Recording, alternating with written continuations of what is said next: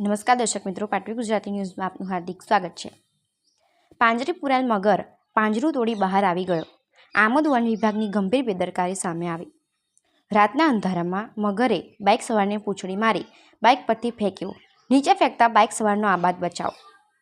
મળેલ માહિતી પ્રમાણે આમોદ વન વિભાગના કર્મીઓએ ગત રોજ સાંજના સમયે દેનવા ગામેથી એક મહાકાય મગરનું રેસ્ક્યુ કરીને પાંજરામાં પૂરવામાં આવ્યો હતો અને પાંજરે પૂરેલ મગરને વન કચેરી ખાતે મૂકવામાં આવ્યો હતો। ગત રાત્રિના અંદાજે 12:30 થી 1 વાગ્યાના અરસામાં મગર પાંજરામાંથી બહાર આવી ગયો હતો અને એક આફતાબ નામના વ્યક્તિ ઉપર હુમલો કર્યો હતો અને ગાય પર હુમલો કરવાનો પ્રયાસ કર્યો હતો।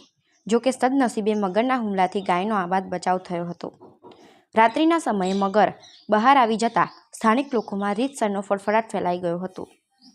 સ્થાનિક લોકોએ વન કચેરીના કર્મી અનિલ ચાવડાને ફોન કરતા તેઓ તાત્કાલિક ઘટના સ્થળ ઉપર દોડી આવ્યા હતા અને ટેલિફોન એક્સચેન્જના ગેટ પાસેથી ભારે જહેમત બાદ અંદાજે 10 થી 12 ફૂટ જેટલી લંબાઈ ધરાવતા મહાકાય મગરનું સફળતાપૂર્વક રેસ્ક્યુ કરીને પુનઃ પાંજરે પૂરતા સ્થાનિકોને રાહત અનુભવી હતી।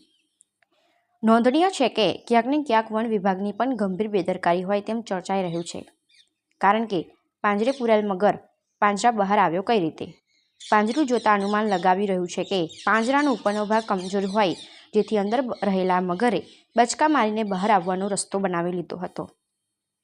અત્રે ઉલ્લેખનીય છે કે રાત્રિના સમયે બનાવ બન્યો હોવાથી કહી શકાય કે એક મોટી હોનારત ટળી ગઈ હતી, કારણ કે જો દિવસ દરમિયાન આ મગર પાંજરામાંથી બહાર નીકળી ગયો હોત તો બિલકુલ વન કચેરીની બાજુમાં નાના બાળકો રમતા હોય છે। તદુપરાંત કચેરીની બહાર મુખ્ય માર્ગ આવેલો હોય, જ્યાંથી વાહનો તેમજ રાહદારીઓની સતત અવરજવર રહેતી હોય છે। જો દિવસે મગર પાંજરામાંથી બહાર આવી ગયો હોત તો કોઈ બાળક અથવા રાહદારી ઉપર મગર હુમલો કરીને પોતાનો શિકાર બનાવટ, એ વાત નકારી શકાય તેમ નથી। જો કે રાત્રિનો સમય હોવાથી એવી કોઈ ઘટના બની નહીં। સુરક્ષિત રીતે પુનઃ મગરે પાંજરે પૂરવામાં આવ્યો હતો, જેથી સ્થાનિકો સહિત વનકર્મી અનિલ ચાવડાએ પણ રાહતનો શ્વાસ લીધો હતો। પાટવી ગુજરાતી ન્યૂઝ રિપોર્ટર માંજ મોહસિન કારા। મારું નામ કાજી આફતાબ। આફતાબભાઈ, શું ઘટના બની હતી રાત્રે તમારી સાથે? રાતના સમય અહીં રહીને મેં મારા ફ્રેન્ડને છોડવા જતો હતો, તો બાઇક લઈને અહીંથી જતો હતો। અહીં અંધારા મેં મગર બેસેલો હતો, તો મને પૂંછડી મારી મગરે, તો મને મગરે પૂંછડી મારી તો મને ફેંકી દીધો અડફેટી મારીને। બીજું શું બન્યું હતું? બીજું એવું બનાવ બન્યો હતો કે અહીં જે ગાય હતી, ગાયની ઉપર મગરે હુમલો કર્યો તો જે મારા ફ્રેન્ડ લોકોને મેં બોલાવ્યા તો ગાયને એ લોકોએ અકાળી। પછી શું થયું હતું?